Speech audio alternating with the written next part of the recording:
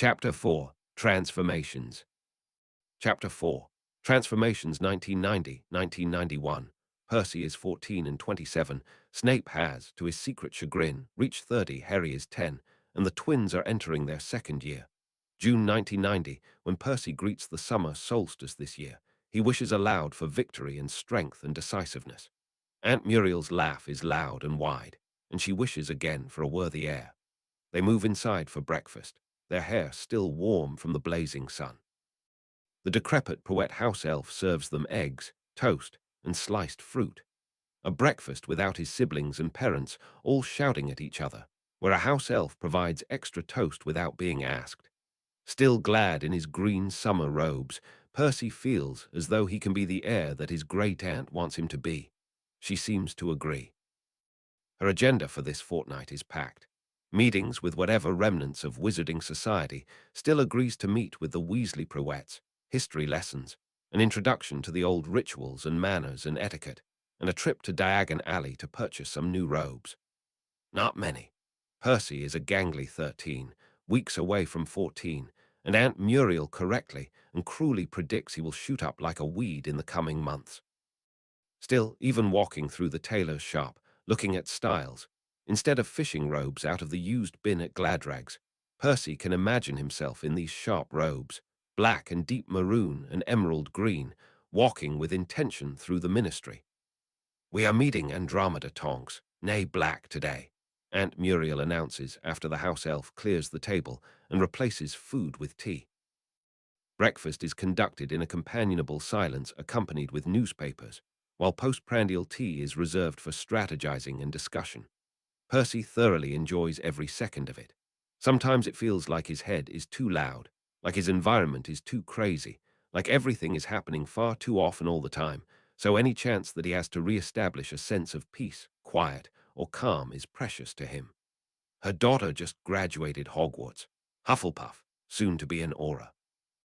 Aunt Muriel looks pleased at Percy's knowledge of his peers. Percy has never spent too much time noticing his classmates, but his great-aunt has impressed upon him the importance of networking. "Yes, your grandmother, Cedrella, was one of Andromeda's aunts," Aunt Muriel continues. She purses her lips. "Andromeda was disowned from her family for marrying a muggle-born instead of the Lestrange heir. It was all very embarrassing for the family. Cedrella was fond of Andromeda, of course. Cedrella married Septimus Weasley, your grandfather, against the explicit wishes of her parents. She supported your mother abandoning her family for your father. Andromeda was just the next young girl she wanted to protect." Percy does not defend his mother, though he feels as though that description is a tad unfair. Talking back to Aunt Muriel is an unproductive venture, particularly where his mother is concerned. Regardless, we stay in touch. She remains rather well respected, though of course she cannot travel in the same circles as her sister Narcissa. "Is she a blood traitor, then?" Percy asks, thinking of the conversation they had last year about abandoning one's family. "Of course," Aunt Muriel says dismissively, "though she at least taught her daughter in accordance with her family's ways, so she remains committed to the tradition, if not her blood relatives." She sniffs loudly, her nose wrinkling nearly to its stem. "Blood relatives are all Death Eaters, and to be completely honest, her mother was not right in the head, so we can excuse her willful behavior." Percy has to hide a smile. Aunt Muriel lives by a set of rules governing acceptable behavior that does not always hold up to logic, but seems to have the right idea in the end. Percy has found that for all her bluster, Auntie Muriel cares less for blood than she does for blood relations, or for the strict rules that hold up pureblood society. Andromeda Tonks, when they arrive at her doorstep a few hours later, looks like the type of woman that Aunt Muriel would approve of, tall, foreboding, stern. The effect is ruined slightly by her daughter's exuberance when she bounds out from behind Aunt Muriel and grabs Percy's hand. "Hello, Percy." Tonks, the younger, greets him enthusiastically. "How are you? How's Charlie?" Aunt Muriel's disapproval is clear. Andromeda Tonks ignores her daughter and looks down her forbidding face at Percy, who suddenly feels very certain that the older woman is from the future and knows how Percy fails his family, how he indirectly leads to her daughter's death in just a few short years. She may not know the details, but Andromeda is clearly the type of woman who can see you just as you are. He feels naked, aware of his stubby, teenaged body, his clear inadequacy written across his pimpled face. He straightens and tries to project strength, meeting her eyes solidly. He isn't that person anymore, though it pains him to admit that person lingers just out of reach. He's changed. He's had 3 years in his new life fighting to right his wrongs. Some of this conviction must show on his face, for Madame Tonks finally nods and extends a smooth hand.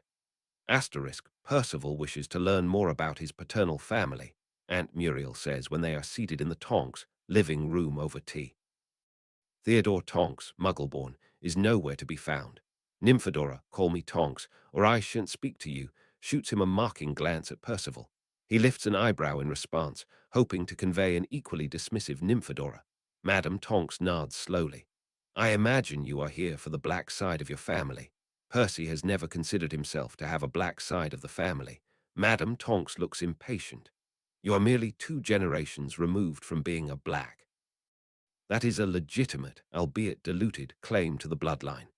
Yes, he responds, thinking of the way a legitimate claim to the bloodline sounds. Yes, I'm here to learn about the blacks. Cedrella was a strong-willed woman, Madame Tonks says, a marginal amount of warmth stealing into her voice.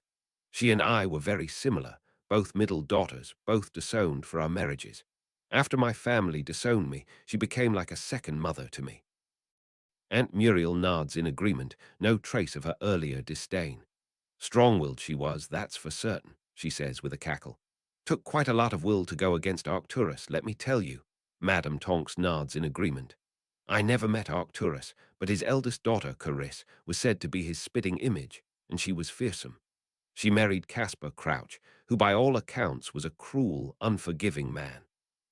Cedrella had a younger sister as well, Calidora, who married into the Longbottom family. Percy had never known his family was so closely related to the Crouch and Longbottom families, both well regarded in magical Britain. Why did nobody tell me? Aunt Muriel understands his question instantly. Cedrella was strong-willed, and she was not forgiving. She never spoke to her sisters after they turned their back on her. Percy opens his mouth to protest this, but he closes it after a second. He can easily see how that situation would arise. It is so unfair, sometimes, that these petty family squabbles can propagate through generations, far past the time of the original offense. Why ought he be punished, be denied knowledge of his heritage and legacy, merely for an old witch's ancient pride? Madame Tonks is watching him carefully. It is surprisingly easy to step away from your siblings once you are ready to leave the house, she says, her voice a warning. To never look back. Percy finds he wants to duck his eyes away, but he struggles to hold her gaze, wondering how many families were torn apart by these squabbles, how many siblings never spoke over issues of prestige and power and purity. Your father thought very highly of his mother, Aunt Muriel says, picking up the thread.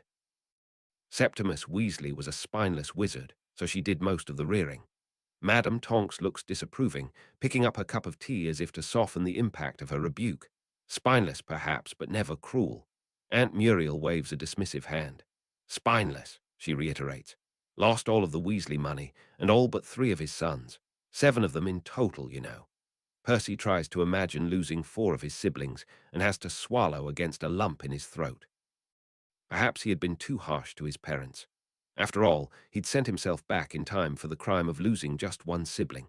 His mother had lost both of her brothers, and his father 4. But in a way, the parallels to his own situation rankle him even further. He destroyed his life, or one version of it, to right his wrongs. What measures were his parents taking? His brothers had not hesitated to flee. Bill to Egypt, Charlie to Romania, Fred and George soon from Hogwarts entirely. Perhaps what the Weasleys inherited from their parents was the instinct to run away, to try and make their own life for themselves, away from anyone who'd known them.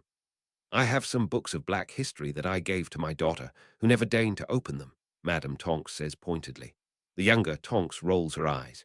They're impossibly long, she confides in Percy. Chapters and chapters of this marriage, and that marriage, detailed lists of family artifacts. Dunno why anyone would want to read them. I'd love to, Percy says, still thinking about a legitimate claim to a family he hadn't known he had, of artifacts in vaults tied to dead heirs, about the set where his mother clenched her jaw before she stormed out of the room. After the stifling tea, Tonks and Percy escape to her bedroom, Percy following hesitantly behind. She shuts the door firmly and turns to face him. "Thank you," she says without preamble. "I'm sorry." Percy is not used to being thanked. "Thank you for talking to Charlie," she says slowly, as if he is thick. "He told me what you said to him. It's a great comfort to him, that he has one sibling he can count on." Percy flushes and deflects. Does he not count on Bill? Tonks rolls her eyes and flops down on the bed. "Charlie likes Bill, but he'd never confide in him," she reveals casually. "Don't you know your own brothers?" Percy is reeling at the idea that Charlie thinks he can confide in Percy but not Bill. "Bill and I were never too close," he says truthfully, hovering awkwardly in the room. Tonk's only chair is covered with discarded robes that look and smell sweaty and heavily used. "He's several years older than me." "You seem older than just a fourth year," Tonks says. "I can see why Charlie likes you so much. Anyway, I just wanted to thank you in person. It was dreadful fighting with him, and I'm ever so excited for him to go to Romania. You know how pants he is at writing. We'll have to share our letters to make sure we get all the news." Percy finds to his surprise that he doesn't hate the idea of writing to Tonks, at least about Charlie. "And you're to be an aura," she beams proudly. "My mum hates the idea, but I want to do my bit, And I'll definitely ace stealth and disguise. I'm a bit worried about potions, but I did get the grades for it. I just get nervous brewing." "I'm taking tutelage from Snape," he says, enjoying the way her eyes widen. "Let me know if I can help at all." "Core, you're braver than I ever will be," Tonks says, laughing. "You should consider being an aura when you're done. What are your best subjects?" "Transfiguration is my favorite," he says, before an idea strikes him. Somehow it never gets easier to think of things to say, even to someone like Tonks, who is around his true mental age. So when he arrives at a good topic of conversation, he can't let it go to waste. "I'm supposed to be working on an essay about self-transfiguration. I'm hoping to be an animagus. I bet you know all about it." She grins easily at him and taps the side of her nose. A second later, there's a bird in her place, preening. A pop later and she's back, her hair the same brilliant brown as the bird's plumage. "It was easy for me, but I'll help in any way I can," she says. "Transfiguration is my favorite too. Sit, won't you?" Percy sits at the very edge of her bed, and she turns to smile brilliantly at him. And with that, Percy has the odd feeling that he's made another friend, possibly his fifth, if they're counting both timelines. August 1990, Charlie leaves. Bill rode with his parents for days to get their approval. He brandished glowing reviews of the program, his letters of recommendation for the full scholarship he received, and his stellar Newt scores as proof that he was, in fact, intelligent, and he was not, in fact, acting impulsively. Their mother brandished her wand right back and threatened to stick him to his bed by force. Their father teared up at the thought of the eldest leaving, and the other siblings were quiet in the aftermath as the first real power struggle of the burrow occurred. Charlie packs up his things, leaves a note with a smoky drawing of a dragon on the kitchen table, and flies away in the night with nary an argument. It has been ingrained in the elder Weasleys, at least, born while the war was still on, when people could disappear in the night, and their families would never know, always leave a note. Percy is the first to find it. His mother is outside coaxing the chickens, his father is humming away in the shower, and none of the younger brood deign to awaken before 7. He traces the dragon, who snorts inky fire at him. It's a clever charm. Not many people can say they've had a passion since birth, but Charlie seemed to spring from the womb itching for dragons. Percy has many of Charlie's dragons tucked away upstairs. All the siblings do, though none as sophisticated as this. "Charlie's gone, Mother," he says preemptively as she enters the kitchen. Years of experience has taught him that it's best to tell her the bad news first. "Dragons. Romania, actually." Her eyes swing to the clock. "Traveling," it says helpfully. "Oh, he thinks he is," she says, gearing herself up for a holler. Arthur Weasley remains safely in the shower.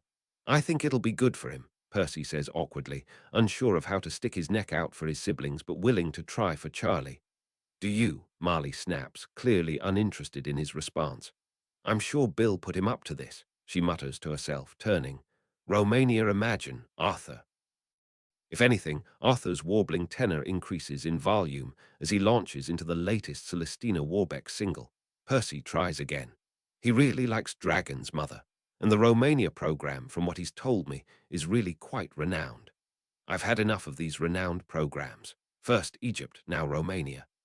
Marley turns abruptly to tower over Percy, a feat she accomplishes not by virtue of height, but by sheer determination.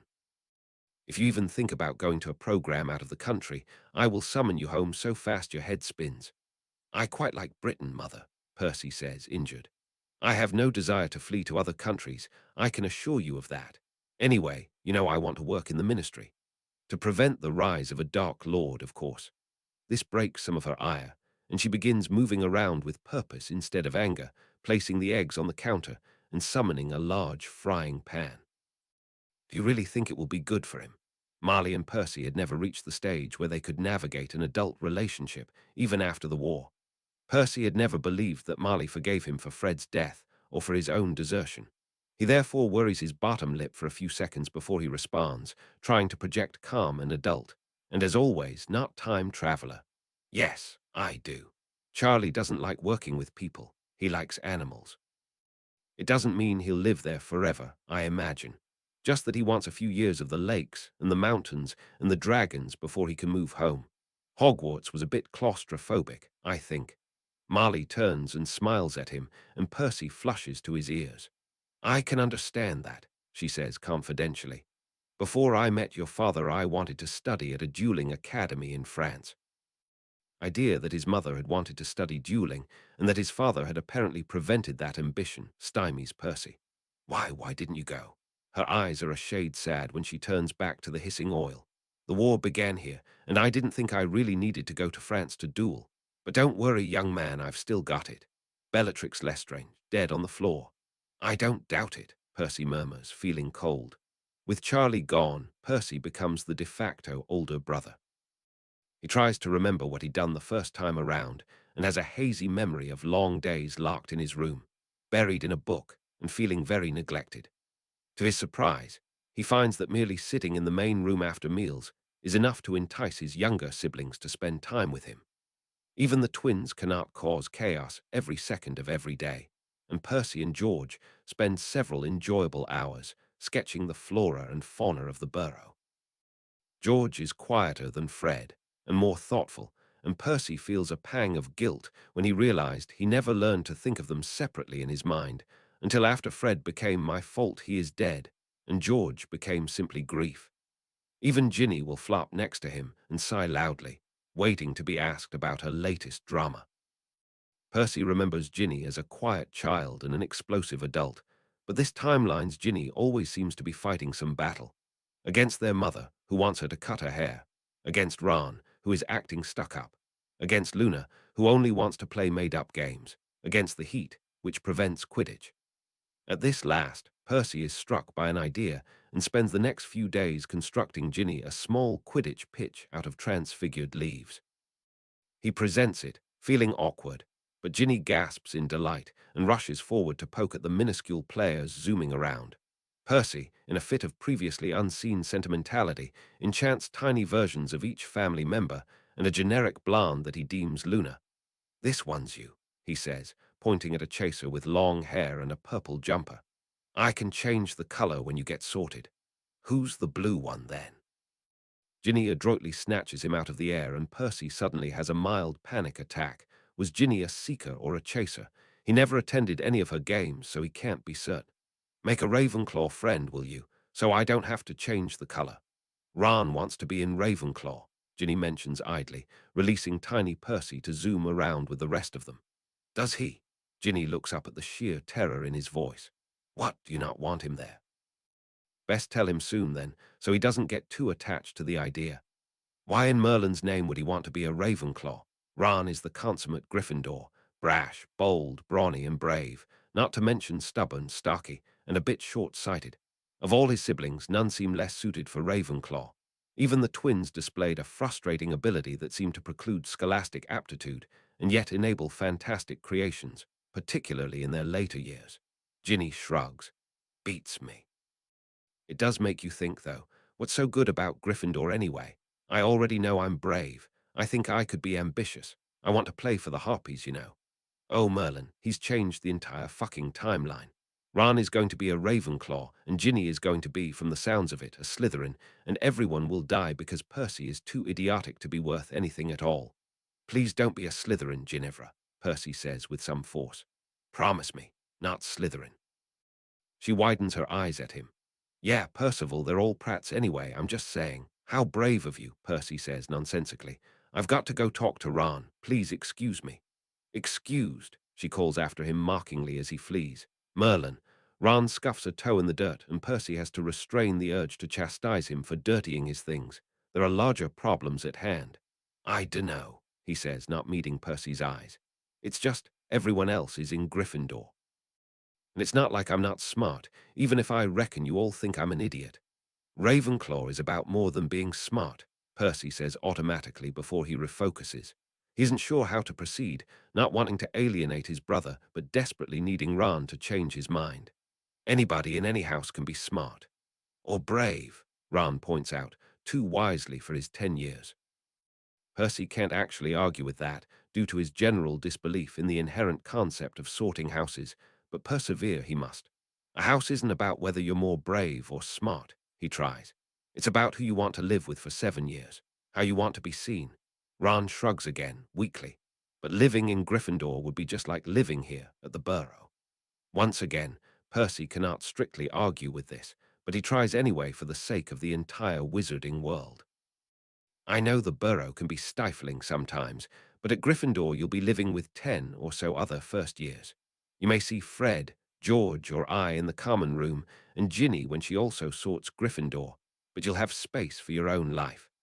Ron mulls this over.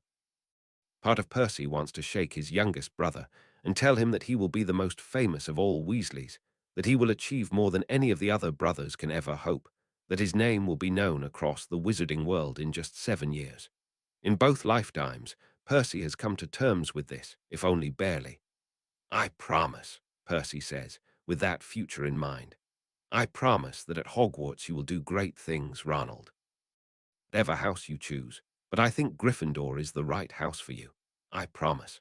September 1990, he returns for his 4th year and goes to Snape's office before breakfast on the 2nd day. Snape's door is open, likely to resolve any last-minute scheduling requests. Percy waits patiently until a boy in his year, Avery, future Death Eater, kills 3 in a raid on Hogsmeade. His mind whispers, scurries out and down to the Great Hall. Snape looks up. Can I help you, Mr. Weasley? I wish to speak about increasing the frequency of my potion's tutelage, Percy asks politely. He wants to begin cultivating Snape as well. Percy has made less progress than he perhaps would have liked, and he knows he may need an ally in Hogwarts when it comes to it. Snape sniffs. You are barely adequate, he comments, looking Percy up and down with a smooth, languid gesture. Pray tell why I should suffer your presence more than once a fortnight. I wish to improve. Snape stands and moves from behind his desk, hands folded behind him. You have no friends, Mr. Weasley. Are you aware? Percy very narrowly resists the urge to roll his eyes. If one more professor deems it necessary to speak to Percy about his social life, he may do something he later regrets. I have friends, Professor. You are smarter than your peers, Snape continues. It is not a compliment, rather he states it as fact. They resent you. Percy thinks of Landon, thinks of Mariana, thinks of Oliver. Some do, he allows. People resent what they do not understand. Snape smiles thinly and without amusement. Wise words from a 14-year-old, Mr. Weasley.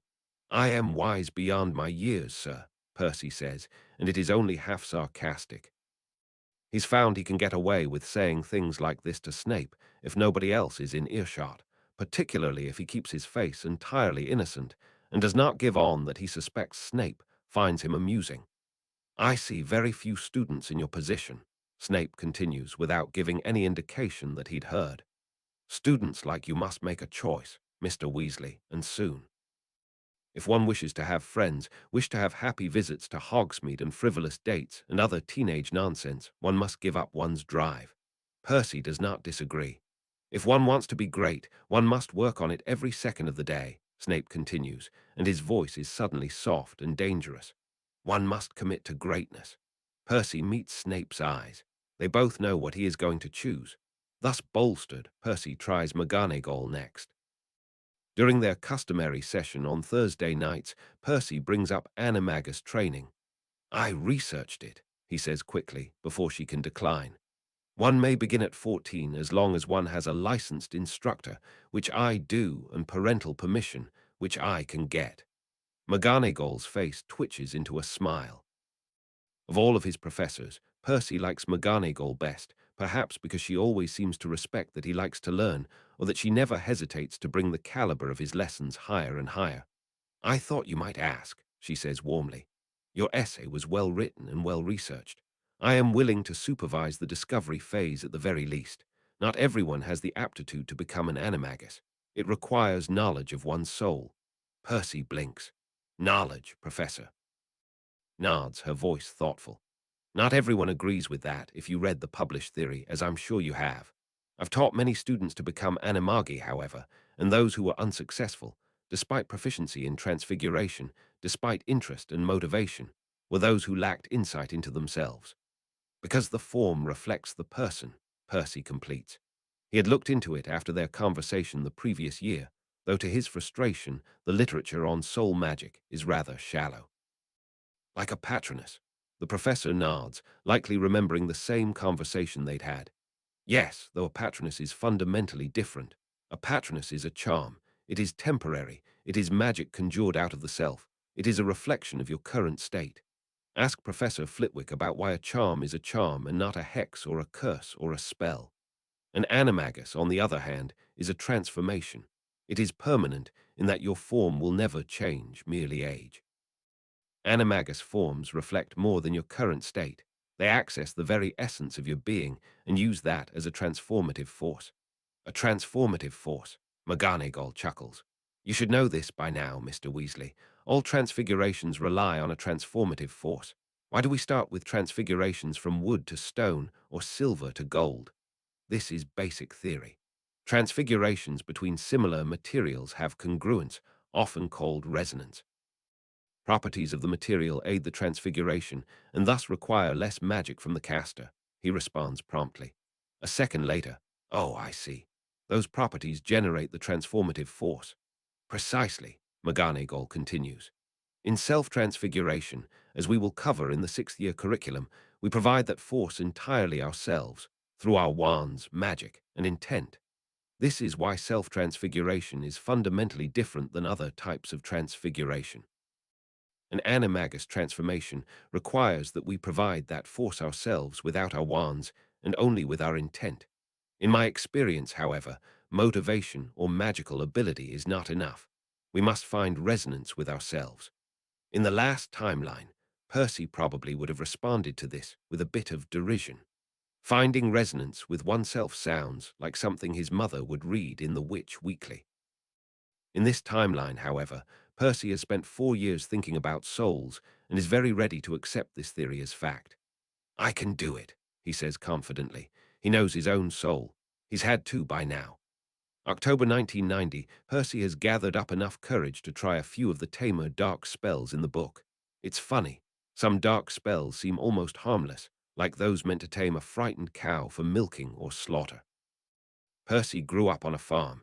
He's not sentimental about farm animals losing their life when necessary. His mother employs a light variant of the spell to put down chickens every week. The difference seems so arbitrary sometimes. A quintessential light spell is Lumos. Taken to its extreme, a Lumos can blind someone, like looking into the sun for too long. Why is that not considered dark? Perhaps the distinction is merely political, rather than magical. This conviction leads Percy to try just a few small spells. One he casts on Scabbers, feeling a bit guilty. He sends the rat instantly into an enchanted sleep.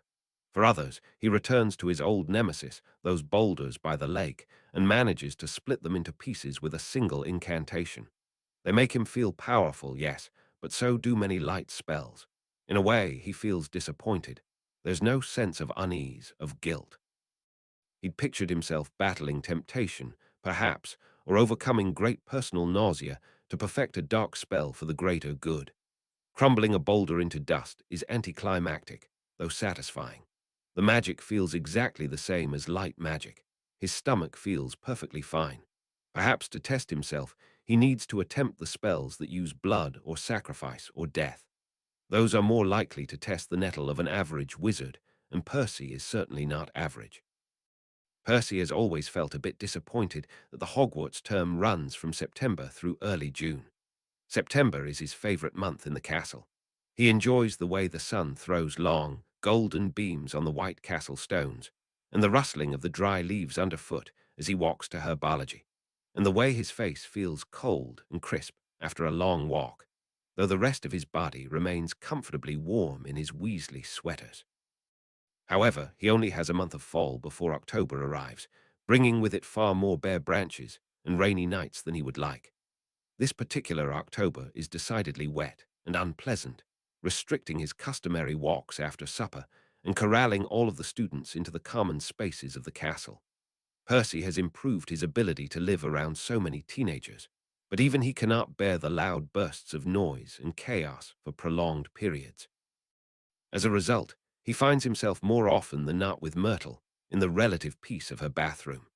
He throws himself back into his painting with some passion whenever he has free time, squashing the whisper of guilt in his mind that he is working on something so unproductive by reminding himself that he must have at least one acceptable ambition or goal, and portraiture could be helpful. He struggles for several weeks with a large rendering of Myrtle, struggling to capture her insubstantial form but substantial personality. When he's finished, he incants the animation spell.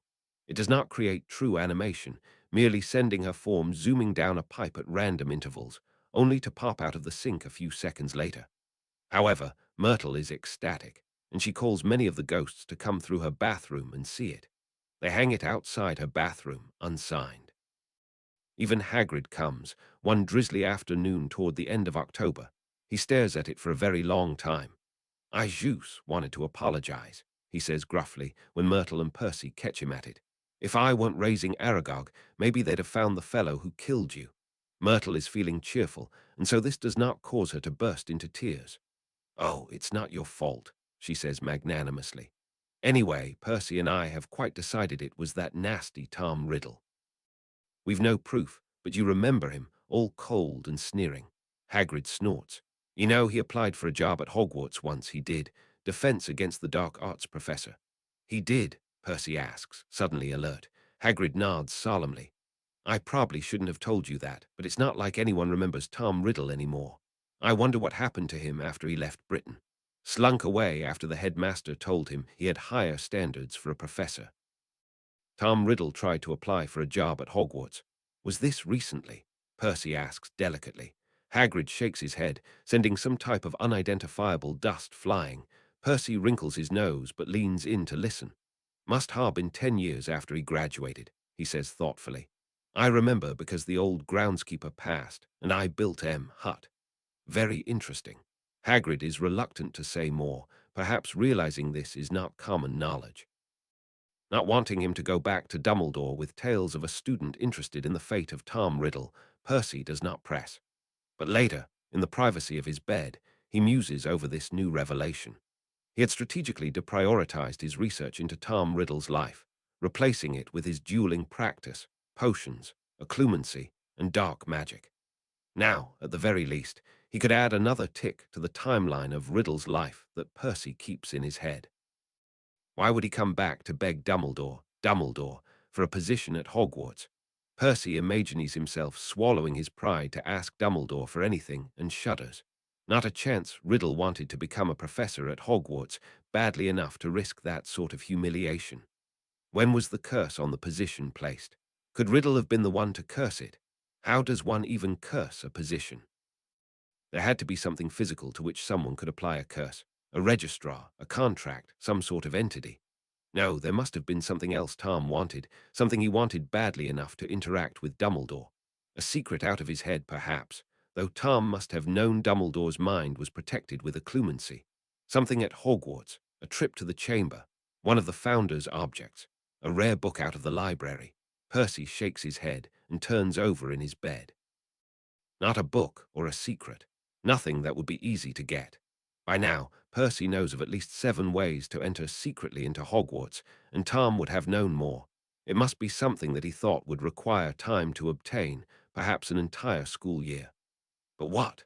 November 1990, Percy has stopped attending Quidditch games, now that Charlie has graduated, but he makes an exception for the first Gryffindor game of the season.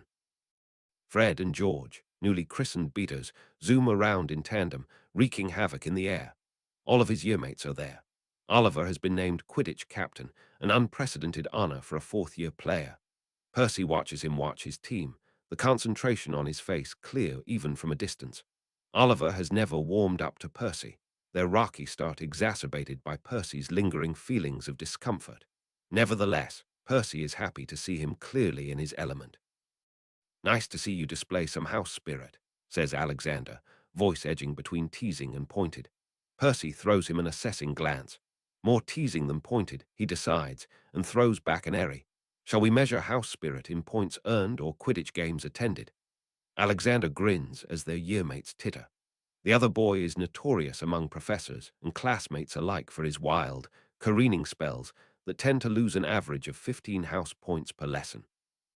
"If we are optimizing for both, I think I am the clear winner," Henry says loftily from Percy's side. Mariana shoots him a sly glance and nudges him with her shoulder. "Are you sure about that?" Percy looks down to hide a smile.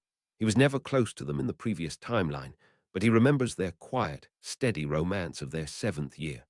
He lost track of them after graduation, so he cannot be sure whether it lasted, but the two are suited for each other. Fourth year means that his classmates are 14, an age of pimples and hormones and despicable acts. Percy can feel the changes in his own body, even as he ignores them in his mind. His body reacts to things his mind would never desire. Mariana's floral perfume, the 6th year that he debates charms theory with during painting club, even the way Henry smiles, quick and mysterious, and Percy has seriously debated looking up spells to stop the effect. He does not need puberty twice, and he certainly does not need to feel any sort of desire for children. "We begin," Professor McGonagall says ceremoniously, "with our own mind." Percy has the feeling she has said this before. It does not lessen the thrill he feels, sitting in his professor's office, waiting to learn how to become an animagus. In this timeline, he has spent years acquiring knowledge he never thought to acquire before, from dark magic to transfiguration, even to painting. He could admit now he'd been something of a swot in his previous life, but he had never pursued knowledge quite like this. Professor McGonagall continues after a meaningful pause. "We provide everything for the animagus transfiguration. We are the anchor, we are the force, we are the magic, we are the incantation, we are the wand. The form is our form, the power is our own."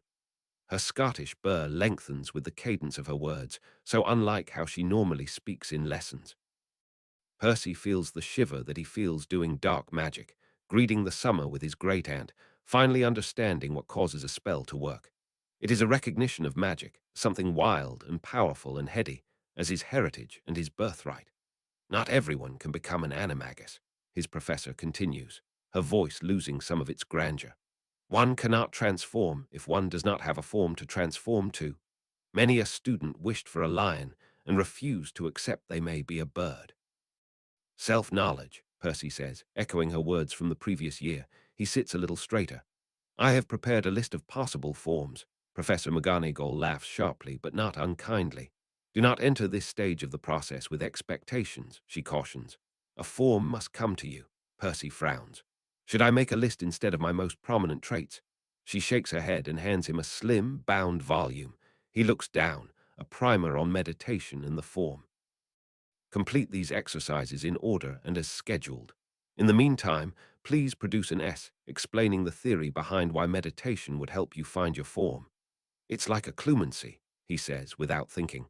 "Meditation with magic can concretize our thoughts. Souls have tenor." Professor McGonagall stares at him with narrowed eyes. "I will, once again, pretend I did not hear that you have kept up your studies into a clumency." "Not many fourth years would study a restricted art," she says evenly. "Not many are trying to be an animagus either," he offers up, hoping as always his precociousness will distract from the suspicion he may be a time traveler or a dark wizard. After a tense silence, she drops her gaze and Percy breathes an internal sigh of relief. "Quite. The essay should be easy for you, I imagine, Please complete it by our next session. The book is not merely meditation, he finds. They include spells and potions, whereas his occlumency exercises are primarily mental. The trances these produce are substantial and often jarring. Later that week, Percy comes out of a state to find both Myrtle and the fat friar watching him with some curiosity. He starts. Seconds ago, he had been examining his life with absent curiosity, emotions dulled by a dilution of rue, dandelion heart, and an emulsion of lizard's bloods, realizing how he prefers to wait in the shadows instead of making a stand. It takes him a second to refocus on the ghosts, ephemeral in the late light.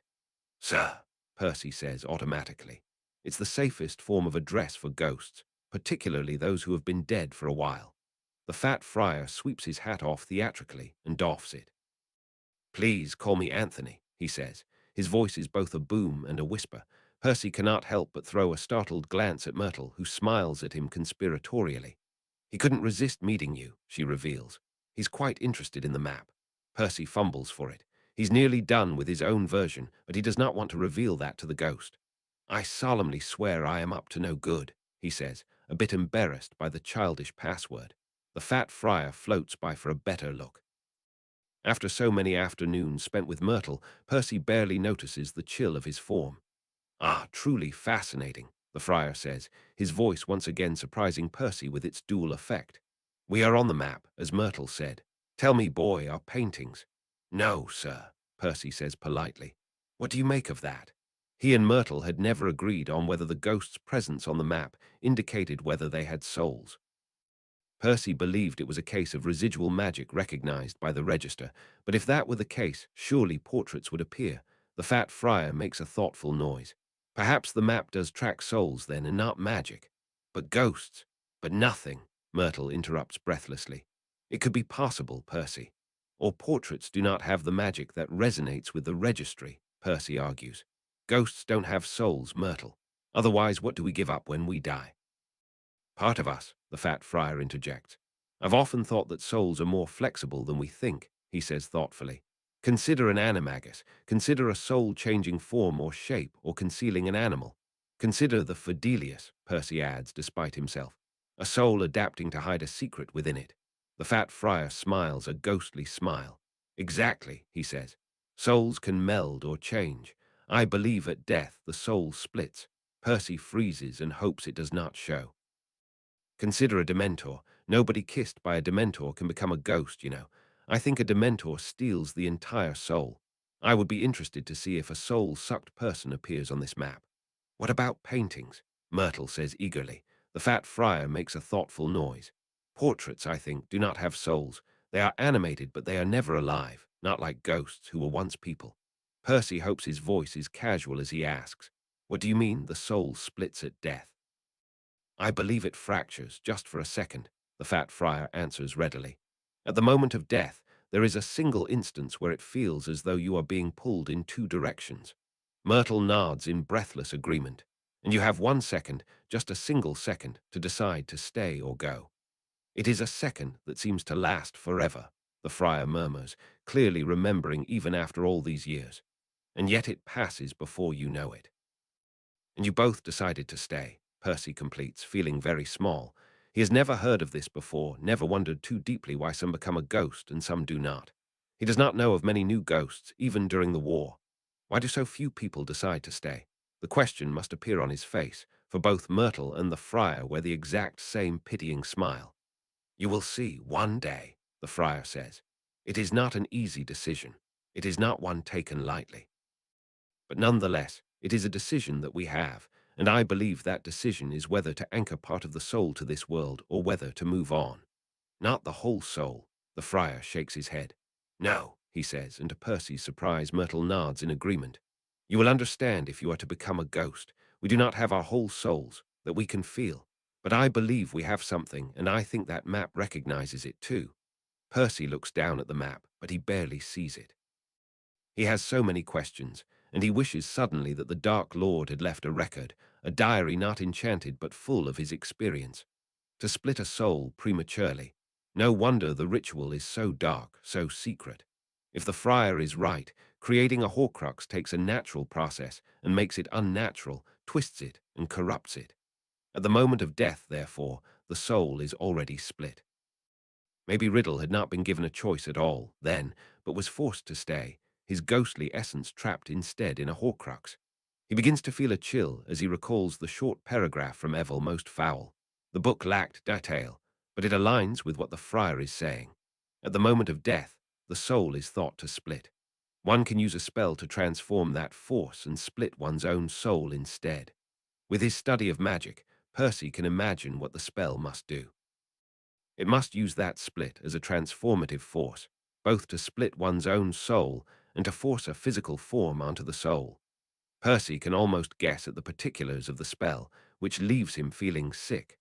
The Dark Lord's shade is coming to Hogwarts, and Percy suddenly has a nasty idea of what that truly means.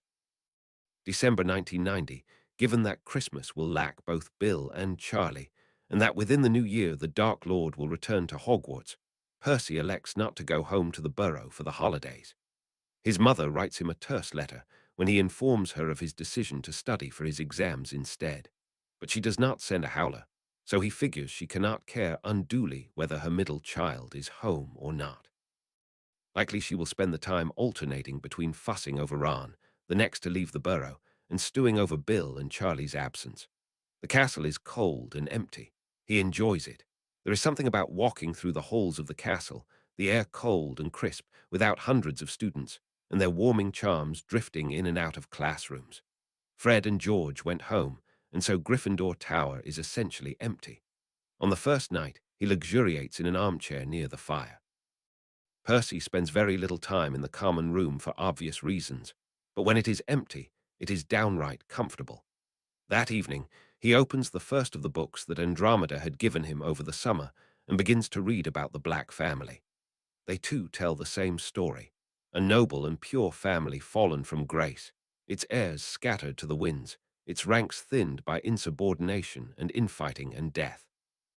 Of the main Black line, only Sirius and Regulus remain, one imprisoned and one presumed dead. He writes to Madame Tonks and asks her about Regulus. Her response is informative. He died during the war, toward the end, I believe. He was a Death Eater, and Narcissa wrote to me to say that he had angered the Dark Lord. Many did. Few survived his ranks save the wealthy and polished, or the subservient.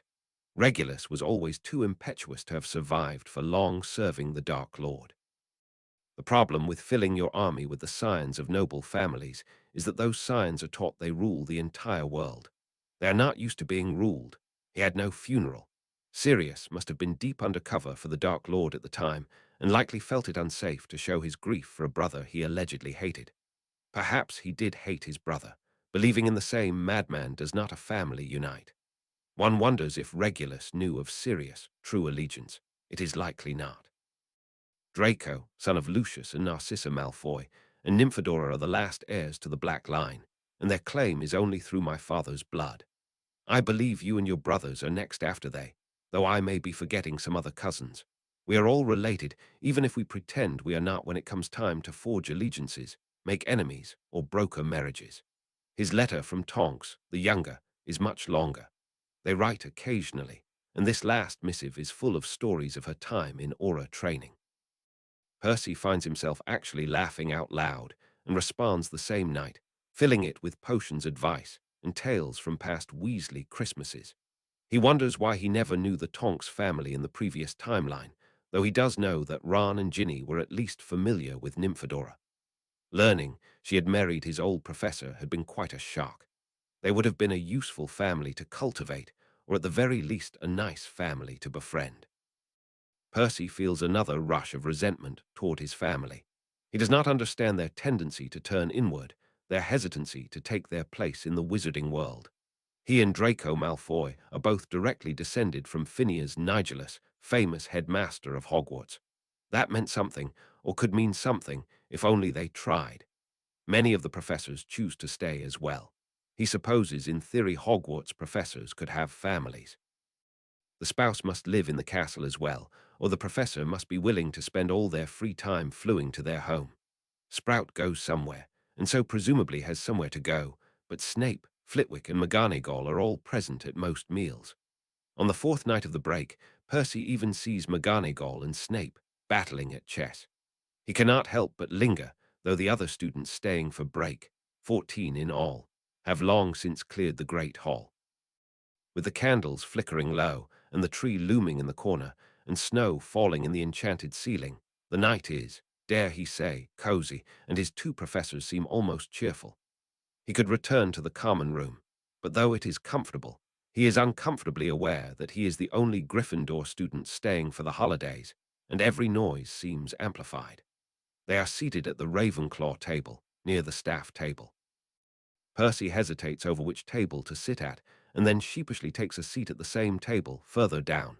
He takes out his book of animagus meditation exercises and his notebook, so it seems less obvious that he is watching their game.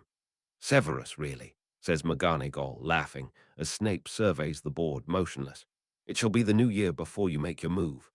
Patience, Minerva, Snape says, without changing his expression. I, unlike you, shan't resort to hasty measures. McGonagall snorts incredulously and turns her head to grin at Percy.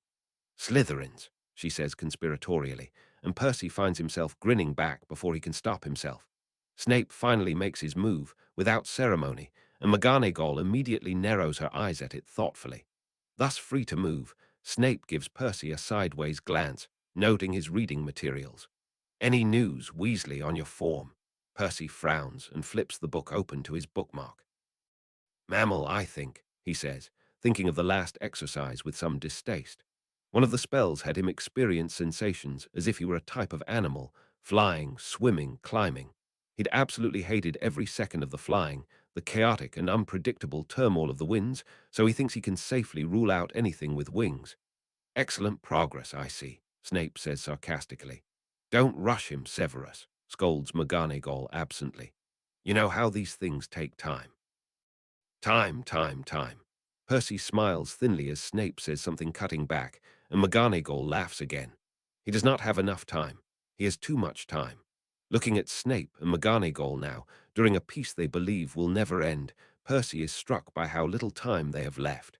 Fred will be dead in 8 years if Percy does not find a way to save him. Did Snape know all this time that the Dark Lord would return? He is so incredibly young.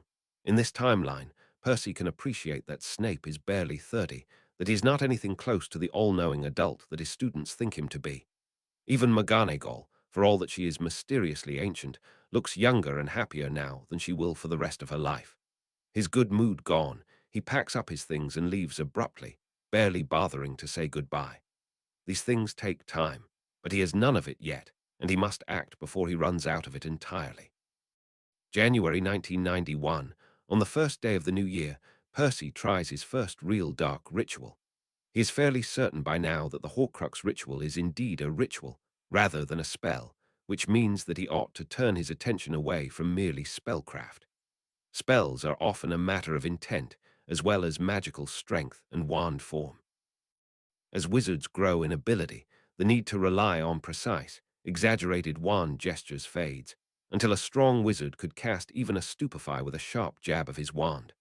Rituals, on the other hand, hold no such distinction. They must be carefully composed, precisely followed, and deliberately obeyed. Rituals also tend to involve both arithmancy and ancient runes. Both classes briefly cover their use in dark arts, but do not delve into too much detail. Light rituals exist as well, of course. Seventh-year students taking both arithmancy and ancient runes are given the opportunity to create their own graduation ritual for extra distinction on the newts. Percy had, in his first timeline, created a ritual for stress relief, which had made Professor Vector laugh out loud. He wonders whether she ever used it. This time, he does not dare to create his own, but rather finds a rather complex dark ritual of protection over his things. If somebody were to casually brush by or pick up something of his, it will have no effect, but if someone with ill intent were to try and take or access one of his possessions, the ritual would activate and burn their fingers. The actual consequence, burnt fingers, is fairly benign and, he hopes, something he could pass off as a consequence of a much lighter spell. What makes this ritual complex is that it forcefully accesses the person's intent, judges their will to be harmful, and then demands a price. He spreads all of his things onto the floor, taking advantage of the empty dormitory, and sets up a small cauldron over an everlasting flame. This particular ritual first uses a potion to demarcate which possessions are protected. The potion is relatively simple, though required some ingredients that were more expensive than Percy would like to admit, and he pours the clear blue liquid carefully over each item, chanting continuously under his breath. The items glow, and then the brew disappears, seeping into each. Next, he returns the cauldron to the flame. There is precisely 3/7 of a liter of the brew left, and he adds 5 drops of blood to it, 1 drop from each finger on his left hand. The brew hisses and coils, and he feels a hot breath of air gust over the back of his neck. Then abruptly the brew settles. His blood has been accepted, and the brew thickens to a dark red paste. Next comes the runes. Percy carefully dips his right index finger into the sludge and paints the runes carefully on each item. Here, too, is where his arithmancy comes into question. There are many runes, all of which contain their own power, but where runes become truly incredible is when arranged in mathematically correct permutations. Order matters, and so Percy consults his parchment regularly. He changed the series of runes from the book he was following so that the consequence was burned fingers, rather than the thief's hand melting off completely. Finally, he gathers his magic and feels it roiling over his skin, gathering in little sparks in his palms, until he can see visibly the evidence that he is a strong wizard. To visualize one's magic like so is incredibly difficult, and Percy feels a fierce, exultant pride in himself that he is so easily able to call his magic to his command. He breathes out the final incantation and spreads his palms.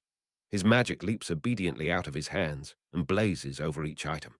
As the red-gold sparks of his magic meet each rune, the rune flashes brightly and then disappears. Percy laughs fiercely, wildly, at the glee that fills him at the sight, the knowledge that he is powerful, that he is skilled, that he can demand any price from his enemies, and they will have to obey. Then he looks up and stifles a scream because Severus Snape is implausibly in his dormitory door, looking at him with a single raised eyebrow, waiting for him to finish. "Professor," Percy gasps out, but Snape merely says, "Detention tomorrow, 6 o'clock," and walks away. Well, fuck. "A golden boy, fallen from grace," Snape says with undisguised glee, surveying the boy in front of him. Percy meets his gaze without amusement and does not respond. He spent the entire day fretting about what to do, about how Snape detected his magic, about how he can explain himself, about whether he will have to tell his parents. It is so frustrating to be observed, to be contained, when he is doing nothing save what he ought to be doing. His actions may save the world, and Snape has no right to stop him. "Dark magic," Snape continues. "How predictable, Mr. Weasley. If you are to act out, at the very least, choose something with a bit more originality."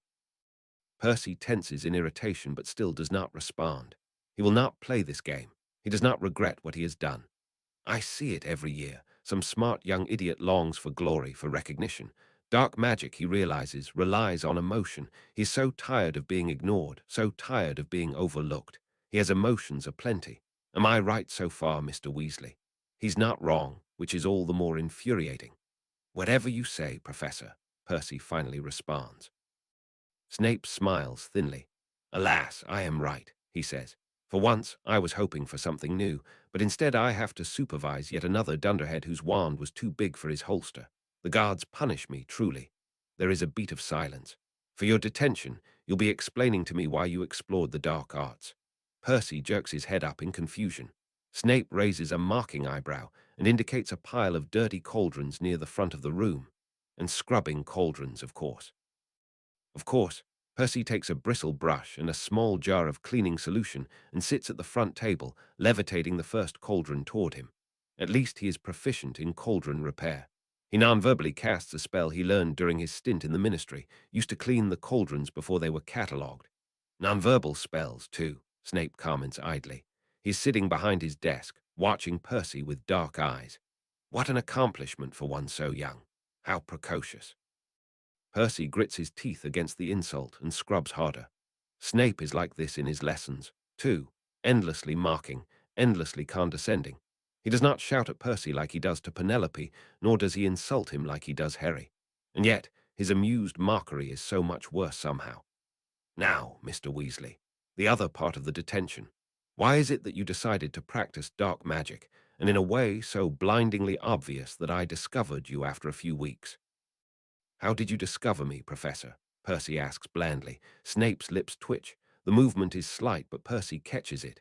The ritual you chose sent up quite a surge of magic, his professor responds.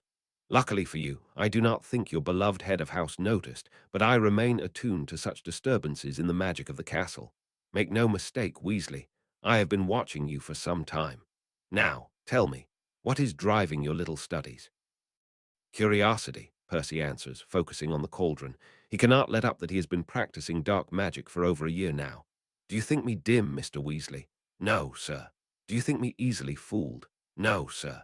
Snape bangs his hand on the desk and hisses, then explain to me right now why you practice the dark arts. I was curious, Percy exclaims, looking up involuntarily. I wanted to see if there was something there for me. And did you find what you sought? Percy actually thinks about this, though undoubtedly Snape had meant it merely to ridicule him. He had sought and found knowledge, that was for certain. But had he been seeking something else? Power, something whispers from inside of him. Respect, that is ridiculous, though. He seeks only knowledge. Snape leans back in his chair again when Percy does not answer. Typical arrogance, he sneers. You put yourself at risk, and for nothing. Snape raises his eyes slowly to meet Percy's. The dark arts are cruel, he says deliberately. They are beautiful, but they are cruel. You've practiced them. For a lifetime, Snape says softly, and they have yielded no reward which I sought when I was young and foolish. That's why you supervise these detentions then, Percy says, forgetting for a second that he is speaking to a professor. He eyes Snape man to man, war-torn adult to war-torn adult, to make sure others don't follow the same path. No, Snape says, and his lips are hard. To know my enemies. There is a long silence after that. Percy returns to scrubbing, but the thought grows, persistent, in his mind. He knows Snape's story, knows Snape is loyal to Dumbledore even when he curses him off the astronomy tower. He knows that Snape tries to protect Hogwarts after the Ministry's fall, and that the Dark Lord kills him before the end, recognizing his treachery. Harry told his story in speech after speech, insisting the man was protecting him all along, that his nasty ire was merely a shield to protect his true intentions. Why shouldn't he tell Snape now? Percy's been holding the thought in his pocket, knowing he may one day have to come clean to Snape to save his own skin. Why not preempt that situation when they still have 3 years together at Hogwarts? Snape has a lifetime of lying to not one but two masters. He has the skills that Percy needs. He has the discretion. Percy may be finally 14, but he can't even practice dark magic without being outed by his professor. How will he expect to do what he needs to do, sneak out, destroy Horcruxes, perhaps enchant dark rituals, without an ally? What are you thinking, boy? But an ally of what sort? Percy is a Gryffindor, but he is not foolish. He does not leap before he looks. He seeks knowledge. Do you think dark magic is inherently evil? He asks instead of confessing everything. Snape lifts a careful eyebrow. Yes, he says, watching for the surprise on Percy's face, who had been expecting something along the lines of shades of grey. Dark spells are a corrupting force. They sully the very center of your magic and transform that magic into something evil. Nobody is exempt. Dark magic is classified as such because it affects your very self, your very source of magic, and turns it cruel not because of what the spells do. Yes, Percy thinks, excited despite himself. Yes, that's what he's begun to suspect. Dark magic has a transformative force of its own. That's why cutting curse is not dark magic, even though it can kill. Yes, Snape says softly, almost dreamily. To cast an unforgivable is to fray your soul, Mr. Weasley. That damage cannot be undone. He gulps and thinks about some of the spells he attempted, the addicting feeling of dark magic gathering under his skin, waiting to be used. He can't help but picture tiny bits of his soul tearing off like fluff from a dandelion fluttering in the wind, leaving a frail green stem. Snape seems to know what he is thinking. It takes many years for a dark soul to rip, he whispers, but only a second for it to tear. I didn't know, Percy gasps, feeling his throat tighten, feeling a desperate urge to check if his soul is whole. What have I told you for 2 years? Snape snaps, and suddenly the lurking danger in the room is banished and replaced by Snape's normal classroom presence. Ignorance is no excuse for failure. Yes, sir, Percy says numbly. What else has he failed at due to his ignorance? Suddenly, the entire impossible task looms in front of him, and Percy wants to laugh at his arrogance. How had he believed that he could send himself twisting back into the past and defeat the most evil Dark Lord that had ever existed? Dark magic may have torn his soul, but Tom Riddle ripped his apart first. How could a man do that to himself? How could Percy even hope to defeat him? Snape settles back in his seat. Keep scrubbing. Luckily, you practice dark magic with the type of incompetence I would expect from a Weasley attempting to play dark, so I doubt your insipid little soul has come to much harm. Percy is too rattled to respond. He stops practicing dark magic for now, but he does not stop reading about it. The theory still enchants him. It is like nothing else that he's ever read before. He returns to Hogsmeade during the next trip and purchases several books on the history of dark arts. Those are particularly fascinating. It is as Snape said, the magic has a life of its own. At several points, it seems as though the spells influence the wielder, who in turn develops more spells in a grotesque, twisted dance. And all the while, an idea he dares not verbalize grows stronger in his mind.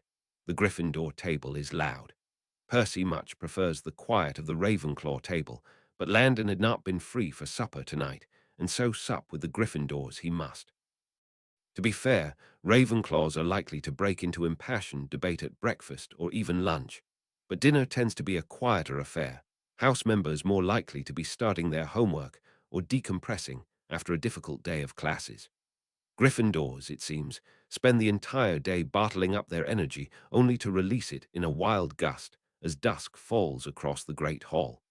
Percy, however, perseveres. He sits with Fred and George and listens to them recount the day, an exhausting barrage of words that he only barely follows. Oliver, pimply and freckly, interrupts Fred and George's reenactment of their charms lesson. "Eat quicker," he begs, already dressed in his Quidditch gear. Percy holds in a snort. Oliver had never become less mad about Quidditch, but he'd learned to stop showing up for meals fully suited. "But practice isn't until 9, Fred objects. Of all the Weasleys, except for maybe Ron, Fred has the largest appetite.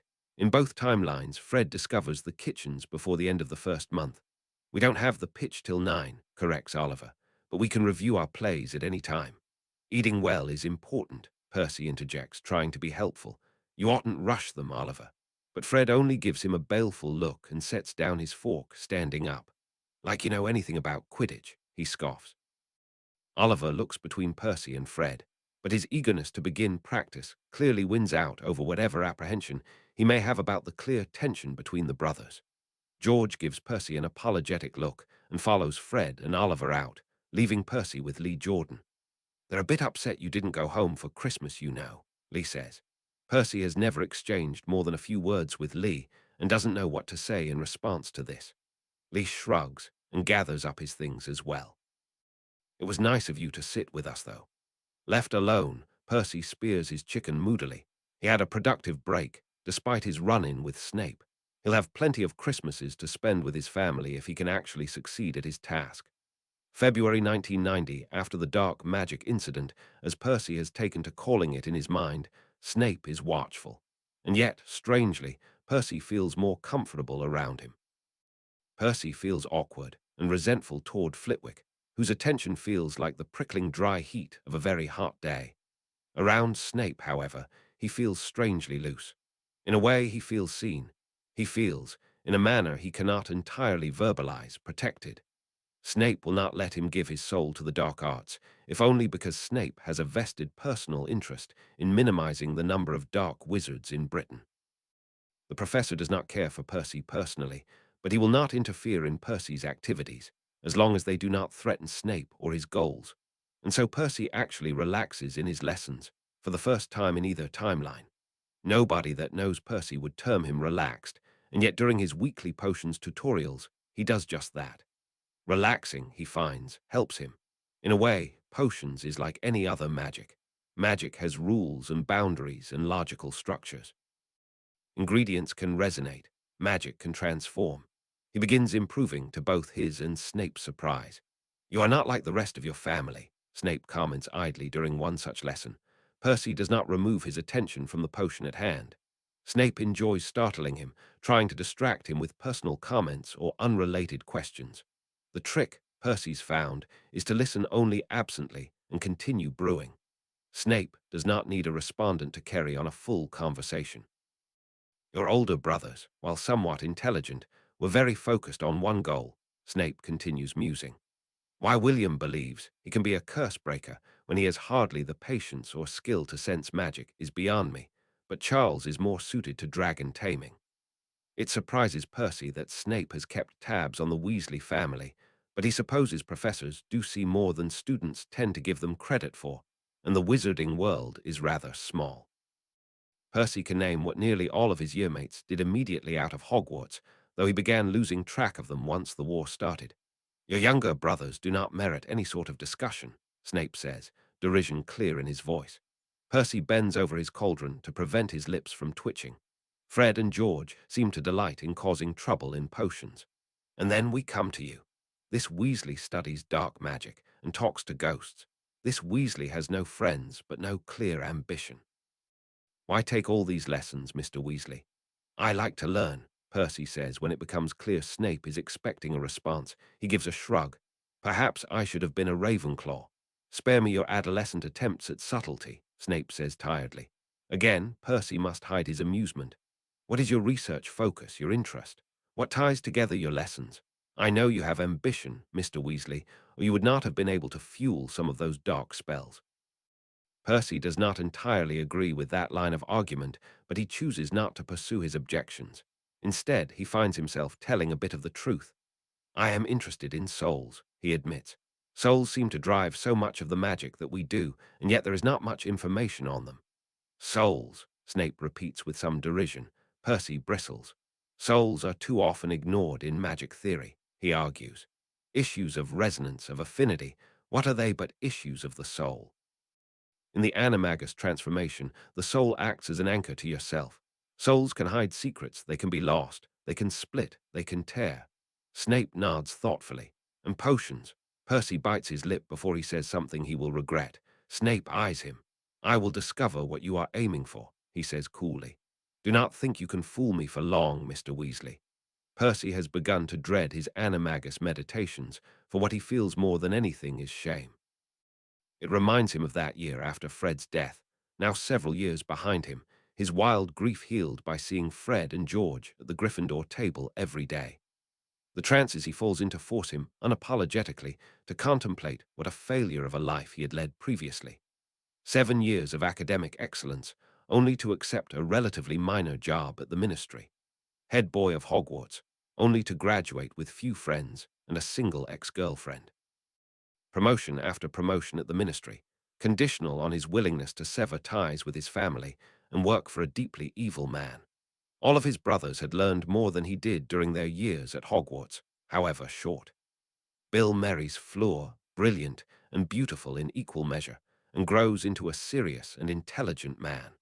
Charlie seeks his dream with an intensity Percy can only begin to understand. Fred and George mature into their chaotic, restless energy and channel it into a profitable business and a range of products that saved dozens, if not hundreds, of lives during the war.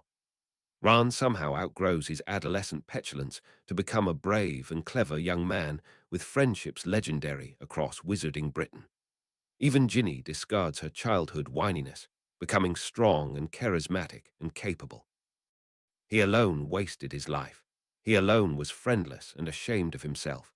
He alone would have had few mourners at his funeral had he died during the battle. As much as he hates this realization, he gathers up his remaining courage and forces himself to down the required potion night after night, seeking for self-knowledge despite the knowledge that it will only cause him pain. Even the relative success of his new life rings hollow. He is approaching 30, making a few friends among classmates half his age, and excelling at a Hogwarts curriculum for the second time are hardly accolades to inscribe upon his gravestone. He wonders if he can ask Professor McGonagall what to do when one knows oneself well, but does not like what he sees. Magic has balance. What can be created can be destroyed. Percy reminds himself of that central axiom as he stands naked in the wide tub of the prefect's bathroom, the door carefully warded, and prepares to purify himself. It was as Snape said. Dark magic does leave a taint on the soul, and magic, an intangible layer of oil and griminess that will spark with a second's provocation. However, Percy needs to master dark magic if he is going to be able to defeat the darkest wizard of their time. Magic has balance. Therefore, he figures, he should pair his foray into dark magic with an exploration of light magic, and thus purification. As he chants the requisite spells and bathes in a shockingly cold bath mixed with a variety of potions, he thinks about the issue of balance. A Horcrux is a twisted facsimile of a soul. Logic dictates a light spell or ritual be necessary to destroy it, but try as he might, he cannot find any light destructive spells, only those intended to heal or purify. But can one heal a Horcrux? Percy has no interest in saving Tom Riddle, merely destroying him swiftly and efficiently. He does not want to unite the man's soul. He wants to set it aflame. Landon and Henry, and several more of his peers, he supposes, bitterly reading a book during supper instead of participating in conversation, have begun to prepare for their debuts into society at 15, the age when many of them will be formally and publicly named as heir presumptive of their wealthy pureblood families. Even if the Weasleys had not been wealthy, they could still have afforded to publicly claim each child, as was his due on his 15th birthday. It would have legitimized him, even a little, even if everyone would know not to expect a ball or a gala or a fancy gilded letter. Percy does not know whether he would rather have to admit to his peers he would not be participating in their little pureblood rituals, or rather his peers assume preemptively that he would not be involved. To present himself from finding out, Percy begins to disappear at mealtimes, lingering over his assignments in the library or his conversations with Myrtle, and furtively going to the kitchens later on if he is hungry. Oddly enough, he is not very hungry these days, regardless.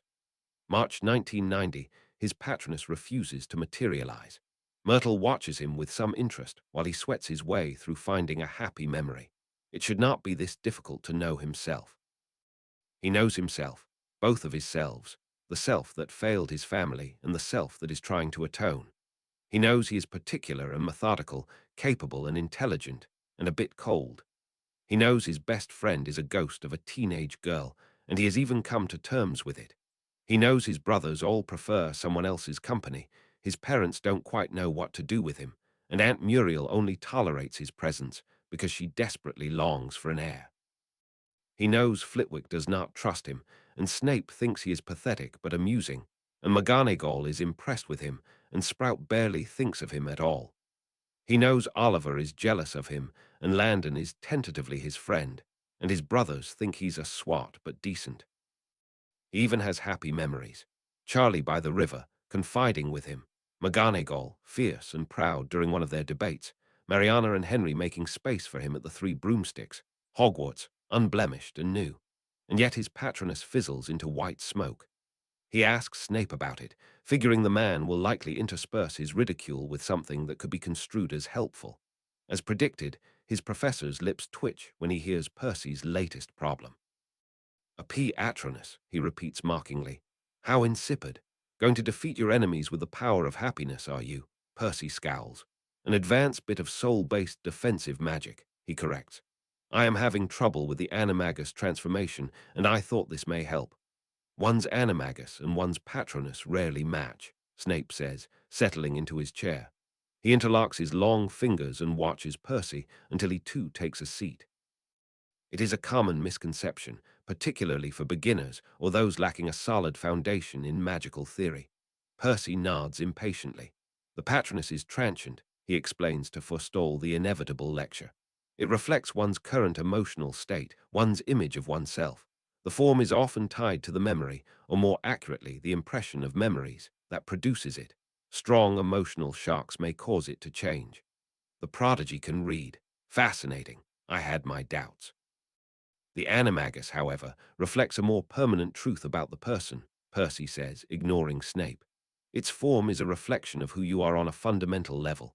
Snape lifts a mocking eyebrow. Trite, he comments. And so your inability to cast a patronus is intrinsically separate from your inability to find your form. Both indicate your lack of magical aptitude and self-discipline, yes, but are rooted in different shortcomings. Pray, tell, sir, Percy says, voice flat. You cannot cast a Patronus because something is preventing your clarity of focus, Snape says, leaning back in his chair. It is as I say during our lessons. You are emotional and unable to center yourself. Your activities lack a central, unifying theme. You do not know what you hope to accomplish, nor why you wish to accomplish it. One does not cast a Patronus to help him with his animagus transformation, but to stave away the type of despair that can consume one's soul entirely.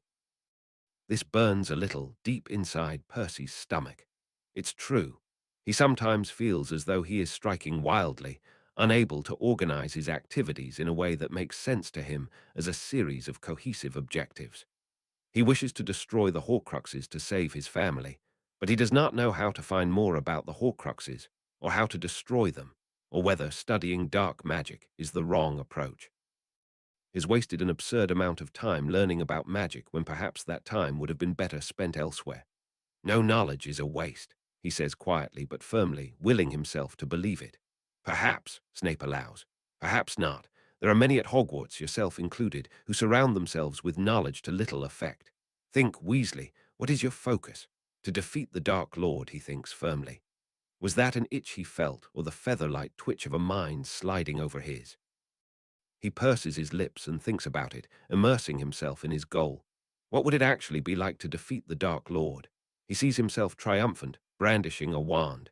He sees his family, safe and whole. He sees Hogwarts unblemished, his classmates alive. He sees his family surrounding him, grateful, loving. Percy swallows against a lump in his throat and raises his eyes to meet his professor's. And my animagus form. Snape's lips twist derisively. You lack an awareness of yourself, he says, easily and dismissively. What are the code tenets of your being? What cannot be stripped away from you, despite torture or age? What do you feel so strongly that they make up your entire self?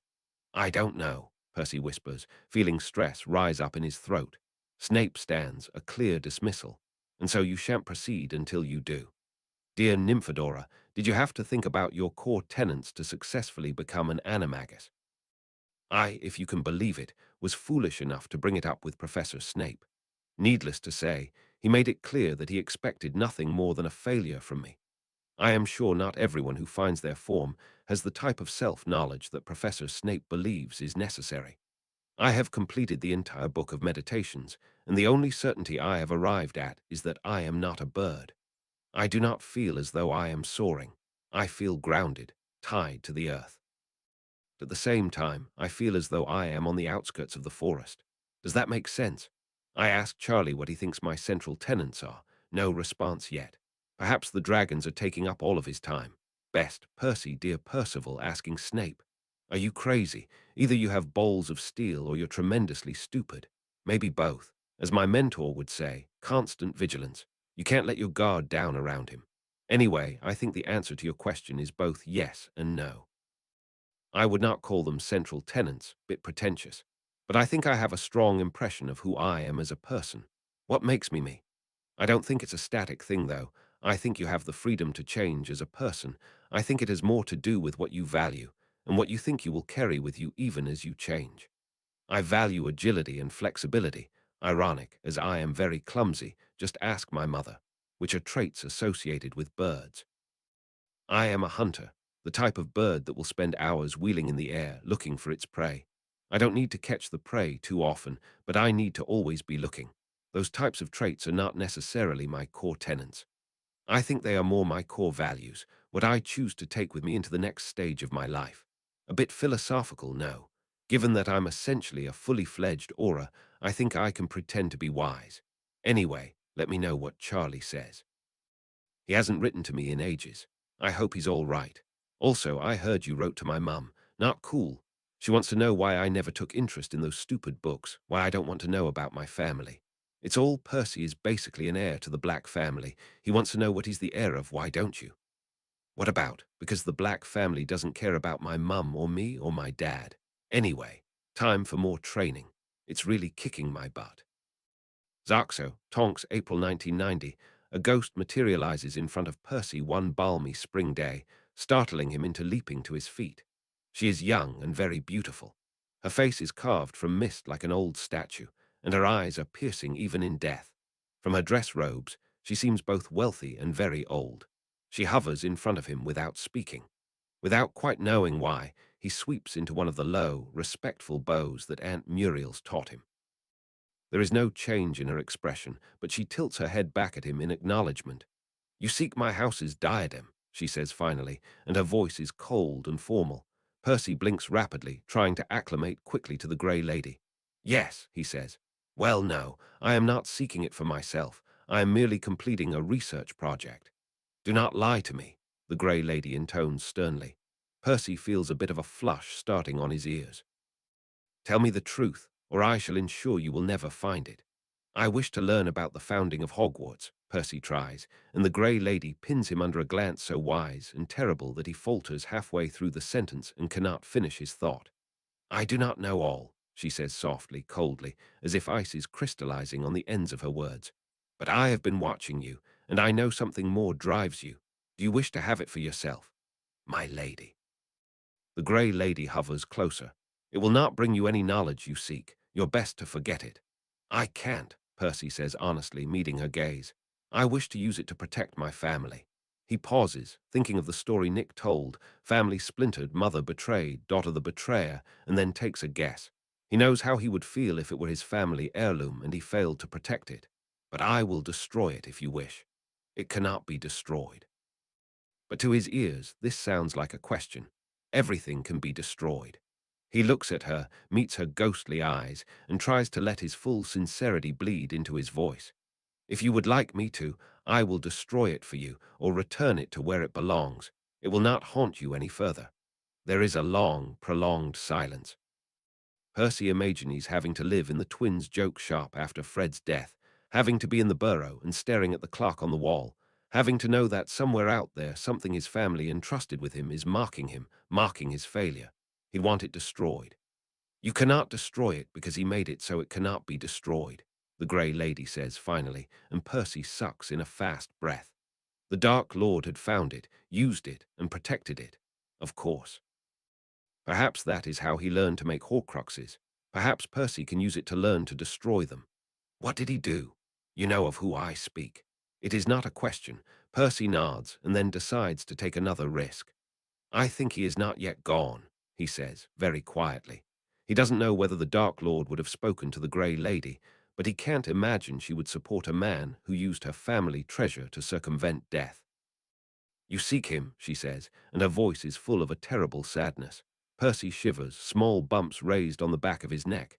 "You seek to destroy him." Percy meets her gaze solidly. He does not know how she found out, but one thing he does know by now is that it is difficult to hide anything from ghosts. "Yes," he says simply. She evaluates him quietly. "I took it from my family," she says finally, her voice quiet but firm. "I stole the diadem. I sought to make myself cleverer, more important than my mother. I ran away with it. My mother, they say, never admitted that the diadem was gone, but pretended that she had it still.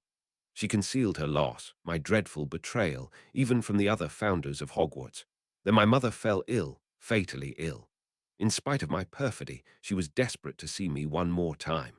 She sent a man who had long loved me, though I spurned his advances to find me. She knew that he would not rest until he had done so. Percy can understand this story, can see the layers of betrayal and sadness and loss. He too would have taken the diadem. He too would have stayed away out of guilt and anger and pride. He had no lover to speak of, but he could understand not returning for anything less than another's love. The Grey Lady smiles without warmth. "Yes," she says, echoing his thoughts. "You are like me. I have watched you, Percival Weasley. For many months I have watched you search for a way to destroy him. I have seen you lose your way." His ears flush, but he does not deny this. "He was like me too," she says, still hovering in front of him. "Or so I thought.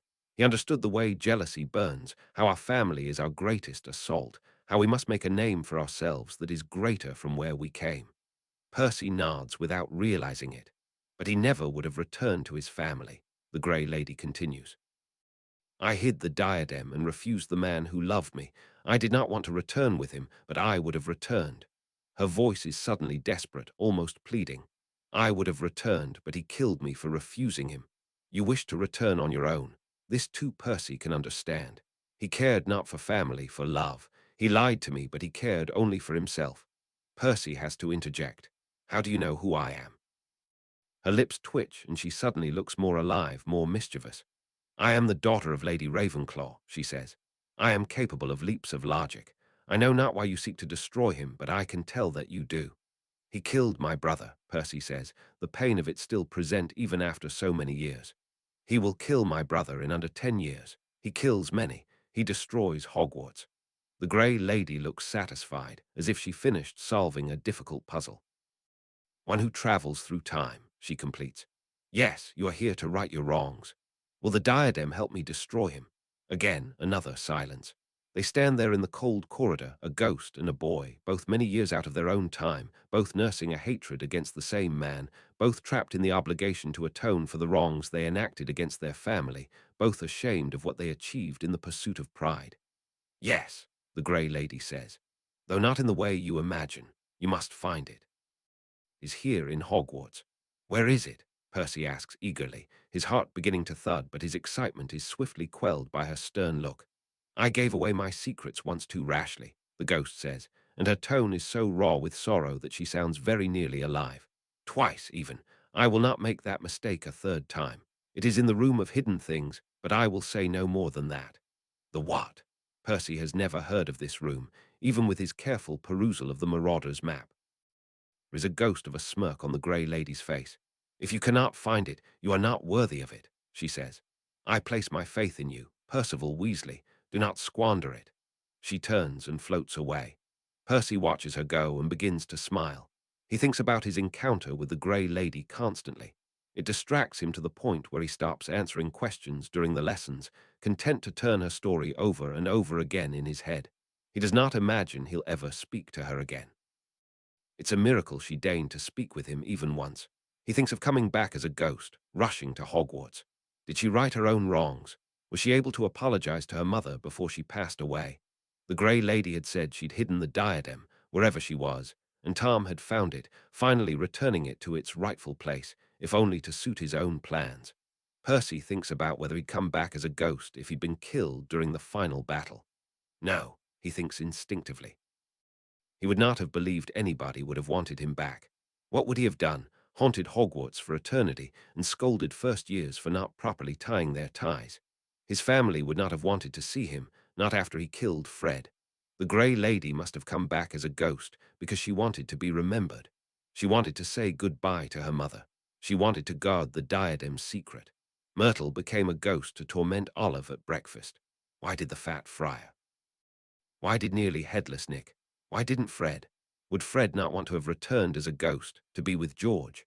Percy can only imagine feeling as close to someone as Fred would have presumably felt to George. If he loved George so much, why wouldn't he come back? Why not Tonks to raise her child? Why not Dumbledore to guide Harry?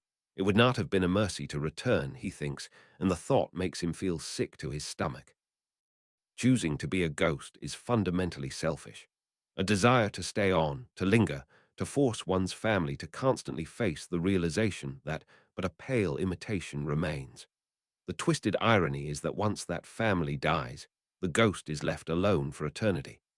As he thinks about it, mindlessly following his peers to herbology, he has to admit there is a certain selfishness in what he's done himself. He came back, not as a ghost, but as a previous version of himself, to right his wrongs, yes, but also to live in a world where Fred is alive, and his family does not despise him, and he has a second chance.